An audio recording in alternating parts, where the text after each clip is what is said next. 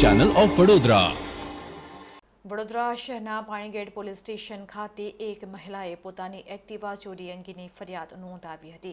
ત્યારે પાણીગેટ પોલીસે ગણતરીના કલાકોમાં જ વાહન ચોરને ઝડપી પાડી તેના વિરુદ્ધ કાયદેસરની કાર્યવાહી હાથ ધરી છે. એક મહિલા બપોરના સમયે પોતાની સફેદ રંગની એક્ટિવા લઈને ઉમાજા રસ્તા પાસે આવેલ સુવર્ણલક્ષ્મી અપાર્ટમેન્ટ ખાતે દહીં લેવા માટે આવે છે.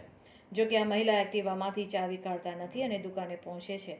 આ સમયે સ્થળ પર હાજર ગઠિયો આ જોઈ જાય છે અને આંખના પલકારે જ એક્ટિવા ચોરી કરીને ફરાર થઈ જાય છે.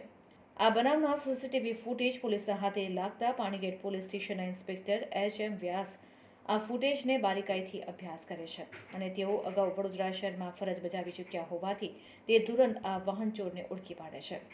વાહન ચોર ધર્મેશ ઉર્ફે બાબર વસાવાની ઓળખ છતી થતાં તેની અટક કરી પૂછતાછ કરતા ગણતરીના કલાકોમાં જ એક્ટિવા ચોરીનો ભેદ પોલીસ ઉકેલી કાઢે છે. અત્રે ઉલ્લેખનીય છે કે ધર્મેશ ઉર્ફે બાબર સામે પાણીગેટ પોલીસ સ્ટેશનમાં વર્ષ 2017માં ફોન સ્નેચિંગના ગુનામાં પોલીસે તેની ધરપકડ કરી હતી.